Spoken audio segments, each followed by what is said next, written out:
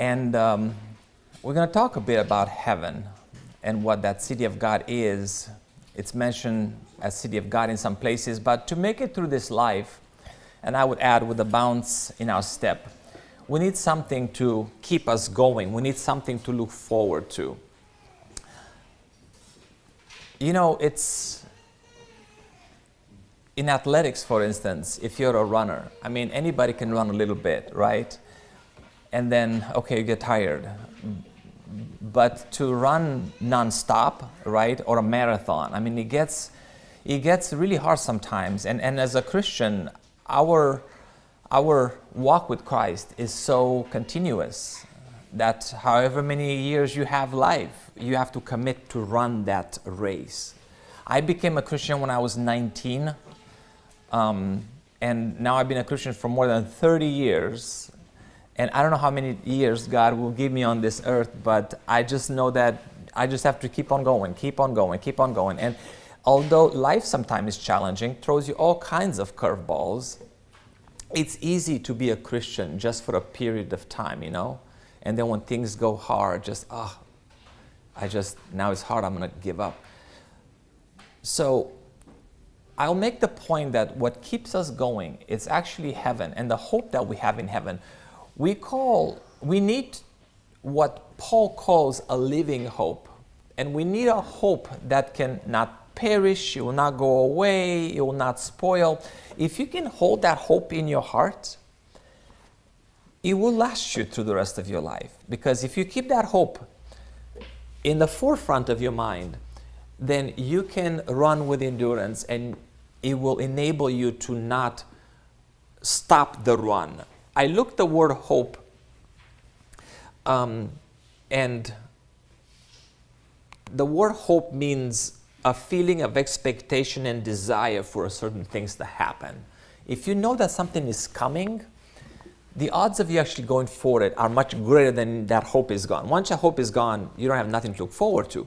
In 1 Peter chapter 1, verse 3 says, "Blessed be the God and Father of our Lord Jesus Christ, who according to his abundant mercy has begotten us again to a living hope through the resurrection of Jesus Christ from the dead." So we have this living hope. Christians have this living hope. This hope that you expect something to happen in the future. And I'll tell you, oftentimes the reason why some Christians just kind of get tired and kind of slow down is because this hope in the future is so distant, becomes like almost unattainable, or is so far away that it's like you're wondering, boy, it's just, I don't know, you just kind of give up. So it's very important for us to not lose this living hope. Because this living hope is that our name is in the book of life. And because our names are in the book of life, in Philippians chapter 4, Paul says that we are supposed to rejoice in the Lord always. Paul says, again, I will say rejoice. Luke chapter 10 verse 20 says, "Rejoice because your names are written in heaven." If you know that your name is written in heaven, and that your salvation is secured and you are going to heaven, will that make you excited? I mean, how great it is to know, I'm going to heaven. And every day you wake up and, yeah, this is a bad, terrible day maybe, some days are bad, but you're going to heaven. If you have that hope, it's called a living hope. You can make it through. But I'll tell you, if you don't have it, or if it's kind of vague, you can barely hear it or see it, it's really, really hard. It's really, really hard. And oftentimes it's because this hope is like gone. Have you ever had a hope that didn't come true? Like, oh man, I hope for this so bad. And then, oops, you're not going to get that hope. The world is full of things like this, right? And it could be for good or for bad, but sometimes the hope is gone. I remember when I was with an employer, welcome to corporate America, they were going through all kinds of layoffs. And I was praying, I had this hope. Boy, I sure hope I'm not going to be the one cut off. Hoping. Yep, you're cut off. Okay, well, forget about that hope. That didn't work. I mean, it worked out for the better in the end. But because things have a way to work for the better, right? For the one that trusts the Lord is called according to his purpose. Love the Lord, actually. But we are supposed to rejoice in the fact that our name is in the book of life. And by the way, this statement, the fact that we are to rejoice, this was not written by some man whose life was going great, but by a man whose life was not doing so great. He was in prison, actually. A man who had been beaten, stoned, betrayed, and he was in jail when he writes. I mean, you think, boy, can life get any worse? You are in jail right now, and you are beaten, you are treated horribly. So if Paul had this living hope, and Paul is encouraging us to have this living hope, we should have this living hope. And it's going to be this living hope that is going to make us go from one day to the next, 1 foot in front of another. Don't some days look like it's just 1 foot in front of another? And after a while, days just kind of seem so much like the same, day after day. Clients complaining, gotta go back to work, get up again, ache this, ache, pain that. But if we have that living hope, then we're just one day closer. We are one day closer to being in heaven, to receiving that crown. Paul, however, as positive as he was not the first to use this power, and I call it power of a future hope to press on and endure in this life. You see, I call it power because it is a power. And I'm hoping this morning that you can tap into that power, because it's that power that is going to keep you going, especially when life is tough, as opposed to just giving up. So Paul was not the first one to use this power of a future hope, really to press forward and endure in this life because of some things coming down the line when this life is over. In Hebrews chapter 11, verse 13 says, this man of faith, by the way, Hebrew is the chapter of faith. If you want to read about great men of faith, you go to Hebrews chapter 11. But here, speaking of this great man of faith, it says, this man of faith, I have mentioned, died without ever receiving all that God had promised them, but they saw it awaiting them on ahead and were glad. For they agreed that this earth was not their real home, but that they were just strangers visiting down here. When you have that in your mindset, you know that this is just you traveling here, you're visiting here, then you can proceed, you can go forward, you can finish the race. Just like the great men and women of faith in Hebrews 11, we need to remind ourselves that our home is heaven and that we are just traveling through this world. And I'll tell you, there's nothing that will keep you going, keep you motivated, keep you focused, than when you know that this life here, you are just traveling through. You're just a visitor. You're just a guest that you're passing through. If we keep this in mind every day, we will not be distracted and we will not lose our way. Because I'll tell you, the devil, if you're here for the Bible study, we talked about how the devil is the god of this world and is going to try to get you down. Yes, even if you're Christian. Yes, you're on the path, but rest assured, Satan is not done with you. He's going to try to get you down and off that path. I have this picture that I like because I think it's so representative with what's happening in our world. You have so many, I count those Christians going to heaven, right? And then Satan just tries so hard to just grab people and take them off that straight and narrow path. And I'll tell you, he's successful with some poor souls. In this life, thankfully, if the devil does pull you down, you can go back in and try over again. But if you're focused that you're going to make it, the devil is not going to get you without your consent. You have to give him consent. You need to give him power. So I encourage you, as you keep this hope alive, that heaven is your home, you're going to realize that nothing is worth it.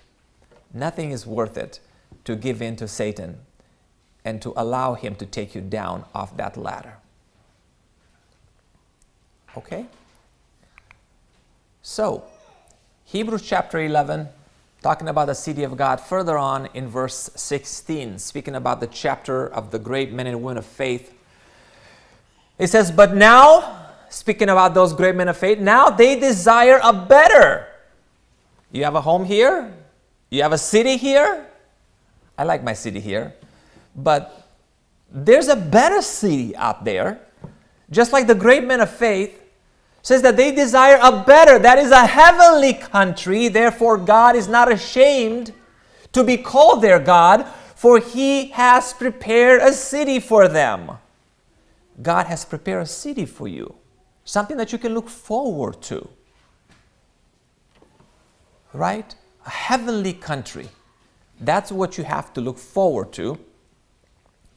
Revelation chapter 21 says, now I saw the revelation of Jesus that He passed to John. He says, John saw. He says, now I saw a new heaven and a new earth. For the first heaven and the first earth had passed away, and there was no more sea. So today, if you are a Christian, especially if you are a Christian, I want to give you something that you can look forward to. Something like a before a vacation attitude of your life, of what things are going to look like. And I want to give you a few reasons why heaven will be a blast, and a few reasons why you should really try and do everything you can in this power so you don't miss what is in the future, that hope. Don't give up on that hope, and do everything you can here to get that. So a few reasons why heaven will be a blast. I have only 5 because I don't have a great deal of time, but there's a lot more than 5. I picked 5 of my favorites for the sake of time. The first one is that we get a new body. And everybody says, yay, we get a new body. Who here is absolutely in love with their body? Mark says, hey, I do. Hey, stop it. Take it easy, son. Yeah, he works out 10 hours every day. Just wait till you get to be my age. You're going to say, boy, I want a new body. He's just kidding. But yeah, you get a new body. We get a new body. 1 Corinthians chapter 15, verse 50 and 54 says, now this I say, brethren, that flesh and blood cannot inherit the kingdom of God, nor does corruption inherit incorruption. Behold, I tell you a mystery. We shall not all sleep, but we shall all be changed in a moment, in a twinkling of an eye, at the last trumpet. For the trumpet will sound, and the dead will be raised incorruptible, and we shall be changed, like physically changed. Our body will be changed. For this corruptible must put on incorruption, and this immoral must put on immortality. So when this corruptible has put on incorruption, and this mortal has put on immortality, then shall be brought to pass the saying that is written, death is swallowed up in victory. This is not the easiest passage to understand, as it talks about what exactly is going to happen to our bodies, but one thing we know for sure is going to be transformed. You're going to get a new body, one that is not going to corrupt, not going to decay, right? 2 Corinthians chapter 5, similar thought as Paul talks again to the Corinthians. It says, while we live in this earthly bodies, we groan and sigh. You groan and sigh sometimes? Poor my friend here, Brad, he went out, only did he just took a bike for a ride, and all of a sudden the body's all red like he's got burned, I guess. He says, while we live in these earthly bodies, we groan and sigh. But it's not that we want to die or get rid of these bodies that clothe us. Rather, we want to put on our new bodies so that these dying bodies will be swallowed up by life. That's a great way to have something swallowed up by life. Your body will be swallowed up by a life that's full of, by a new body that's full of life. So, our earthly body gets tired, feels pain, gets sick, and with age, moves slower, sags. Our eyes dims, ear dulls, things start to fall like teeth, like hair. You need to go to the doctor. Everybody needs to go to the doctor. And my son is all like, oh, my body. He had to go to the doctor. I have to take him to Loma Linda last week, so don't listen to him. And he takes like all kinds of medication because this hurts, that hurts. Yeah, so even when you're young, you know what I'm saying? But when you get old, watch it, because then things really start to change. Most people, it's like, huh, really? Really, really? Yes, you know what I'm talking about. So most people are not very happy with their body anyway, and billions of dollars are spent every year to cover up, make up, lift up, all kinds of things about the body. So then it looks better, fresher, newer. They do the craziest thing. Like one of the craziest things a few years ago is like take plasma from a young donor and give it to an old person. It didn't really work. But billions of dollars are spent. So in heaven, we won't need that anymore because we get a new body, better one, an eternal one, doesn't get tired, doesn't feel pain. You feel pain sometimes? You like pain? Doesn't get sick, doesn't sag, doesn't fall out. How cool is that? How cool is that? Everybody's like, I like that. My favorite too, one of my favorite.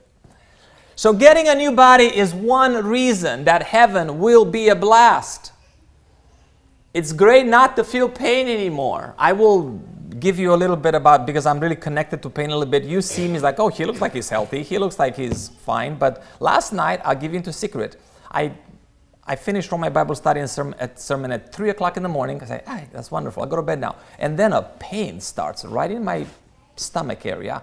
And it kept me up for 2 hours. It's like, what in the world?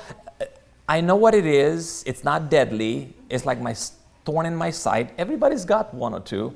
But I got one too. So from 3 o'clock to 5 o'clock, I was in pain and I couldn't sleep. So I fell asleep at 5 o'clock. My cat was comforting me. But yes, so I don't know what your pain is, but everybody's got pains. Everybody is just, your body sometimes just does not function right. And take the doctor, they cost money. That is the first greatest thing that I consider a blast, that we're going to get a new body. That's wonderful. The second thing that I really am happy is that we get a custom built house. A custom built house. Now, most of you know that I work in real estate, everything real estate. I love real estate. I can look at homes all day long, every day. And I like to take pictures of homes. So anything homes, that's my passion. Like if you need cabinets made, go to Rhett. If you need anything about home, if you need a house to buy, come with me to me. I'll help you how to buy it. Takes a few disciplines, but anybody can do it. I can help you. I'm not going to charge you anything. You know, we can make it happen. But how great it is that we're going to get actually a house in heaven. Forget about these homes here on earth, that they break and mold, and not the one in heaven. So,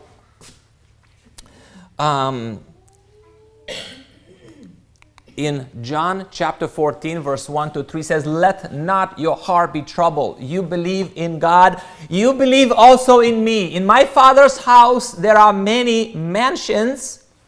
If you were not so, I would have told you, this is Jesus speaking, I go to prepare a place for you. And if I go and prepare a place for you, I will come again and receive you to myself, that where I am, there you may be also. How awesome is that? God went up to heaven to prepare a house, a mansion, not just a 2-bedroom condo somewhere, a mansion for you. So you can be right where he's at, next to him. Isn't that amazing? Something to look forward to, something to make you smile and want to get you going and continue not giving up. Mansion, by the way, the word there is called, Greek words, monē, which residence, abode, very much a place that a person lives. There's no thing in this world about a perfect house, by the way. Your house, if you have a house, whether you rent or buy or own, your house has all kinds of issues, okay? It's not a perfect house. I remember when I was in Wisconsin, in Milwaukee, we had a house. Boy, that house had issues. The worst one is that in the winter, we had one bedroom. It's like you could never get it to be warm. And then had this, we tried to put all kinds of heaters, and you get this thin layer of ice in one of the sections. I was like, what in the world is that coming from? It's so cold outside, it couldn't even keep up. Didn't have AC in the summer, and then I was very happy because we had like AC units in the window. Didn't really quite work, but basement used to flood every time we had a big storm. It was crazy. I built a room in the basement, and I had to lift it off the ground. It's like on bricks. It's weird. And then we sold it real quick. We got rid of it because we moved out. But very cold in the winter, as I mentioned. No AC in the summer. And then I was so happy when we came here in the desert. Oh, AC, yay! And then the same week we came, no AC. It was in the beginning of May, and the temperature outside was 120. And my wife's like, okay, I'm going back for real. She wanted to go back. We got it to stay, but... and then we have an ant infestation. Still got an ant infestation. Talk to Ava about it if you want. She'll tell you all about it. And then when we moved in, we had a spider, like a black widow spider infestation. I kid you not. And every night, my wife would go out with a flashlight and a slipper. And it killed a bunch all the time. Yeah, so... Anyways, just homes. I mean, they're not perfect. So is your house perfect in this world? It's not perfect. No house is perfect except a house made by God. I have a few examples of what mansions may look like, although we have no idea. I'm sure it's a lot greater. Here's some samples here. This is one, that's nice. This is what you can be looking forward to. And by the way, this is a creation of maybe some AI, but I'm sure in reality it looks a lot better than this, or this, or this. This was kind of interesting. I don't know if that's gold on the outside, but this is another one. This is for Rhett and his family. Very good. And down the street will be Bradley. And Revelation chapter 22 says that in the middle of all this, of that street, on either side of the river, because by the way, there'll be a river with the water that you can drink and be living water, can never die, heal you all illness. I live essentially in heaven as illness, but it will keep you alive, live forever. It says it was a tree of life, which bore 12 fruits. Each tree yielding its fruits every month. Think about it. A tree that gives 12 different kinds of fruits, but it's going to yield not just once a year like my lemon trees, 12 times a year, 12 types of fruit. I mean, how cool is that? Ava is going to love it. If you don't know my daughter, I counted her plants in her room. She's got at least 70 plants in her room. I can see her be fully covered by these trees and things that... It's like, what? I say, yes, of course. Remember, I love plants, she'll tell you. But think about it. No matter how much you can imagine, the mansion that God has in store for you. I love this passage when it says, no eye has seen, nor ear has heard, nor the human heart conceived what God has prepared for those who love Him. You love Him in this world, and then you'll be beyond your wildest imagination what you have to look forward to, that living hope. And that is my second reason. The third reason, I also love the third reason. You're going to like this one too. Because in heaven, we'll get to eat great food. Anybody here likes to eat? Boy, yeah, Aaron's pointing towards the kids. Everybody likes to eat. People love to eat, and they'll wait in line sometimes to eat. Our ladies make great food. I appreciate Rhett and Aaron opening their house last Sunday. We had an amazing potluck. The food, it was so good. You can see a line, everybody lined up to get the food. But I'll tell you, in heaven, we will get to eat, and it's not going to be anything. And I don't want to offend my wife because she's a great cook, but I know that the food we're going to eat in heaven it will be really amazing, right? Really, really great food, better than we've ever had before. Can you say that? Well, if God made it, you know it's got to be good, right, Johnny? Yes. Looking forward to it. Everybody likes food, but everybody likes great food. So how do we know we'll get to eat in heaven? Bible says so. We'll get to eat in heaven, yes?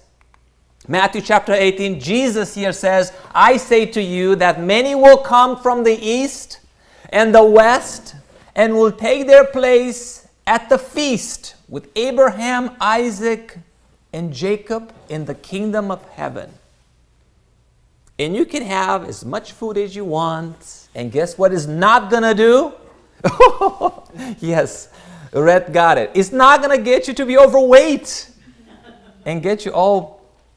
No, you just eat as much as you want and you look perfectly fine and the body just can be perfectly fine. I mean, how awesome is that? Revelation chapter 19 verse 9 says, Then he said to me, Write, blessed are those who are called to the marriage supper of the Lamb. See, they're talking about a supper, like the greatest buffet of all times. And he said to me, These are the true sayings of God. Okay, it's not my words. There will be a marriage supper of the Lamb. The faithful, we will be there. And I want you to look forward to that day, because that day will happen. It's in our future, something to have a living hope about that day. And if you can keep that in your mind, you can achieve that goal. It's absolutely achievable. How sad it will be to know that and then miss it somehow because of anything this world tries to take you off course with. So, I'm looking forward to taking part of the mother of all buffets, as I said, and we'll get to sit at the table with Abraham, with Isaac, and all the great Bible characters. I can totally see maybe Jeff will say, Hey, you know, Abraham, can you pass on some of that filet mignon? Yes, so it'd be really great. Have as much apple pie and chocolate cake as you can. And that chocolate cake is going to be quite amazing. So, if getting a new body, living in a perfect home, and eating great food appeals to you, then you will find heaven to be a blast, something to look forward to, something worth it in this life, whatever you have to do to go through, whatever difficulties. Reason number 4 is what I call because of the no mores. A lot of things in heaven, there will be no more. When we get to heaven, there's going to be what I call some great and awesome no mores. There'll be no mores, and these no mores should inspire us, should keep us going, should give us a living hope. Revelation chapter 7 says, They shall neither hunger anymore, or no more, nor thirst no more. The sun shall not strike on them no more, no heat anymore. For the Lamb who is in the midst of the throne will shepherd them and lead them to living fountains of water. And God will wipe away every tear from their eyes. None of these anymore. So no more hunger, no more thirst, no more scorching heat when you go biking.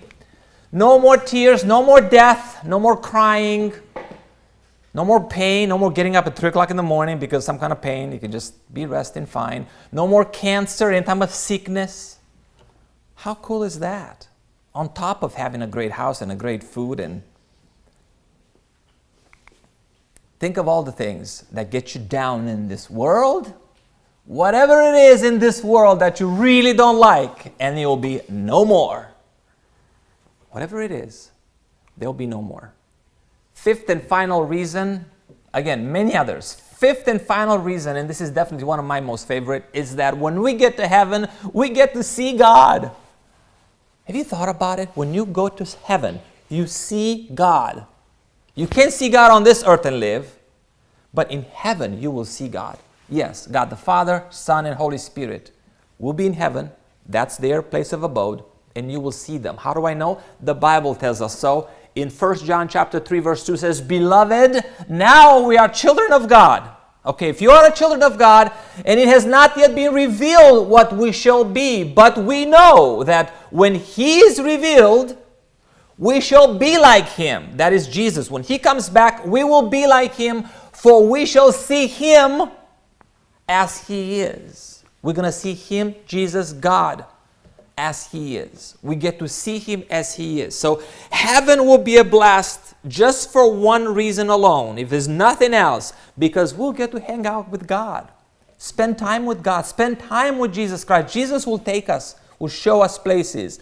Here is the living water. Here is the tree of life. Here are the different trees. Here, eat one. Reminds me a little bit, you seen the first movie Avatar? When Jake Sully gets changed into his body and then he runs away, and then what's the name of the other one? Says, "Hey, Marine," and throws him a fruit. And he eats that fruit like, "Oh, what is this?" That's going to be the reaction that we're going to have. When we take one of those 12 types of fruits and we take a bite,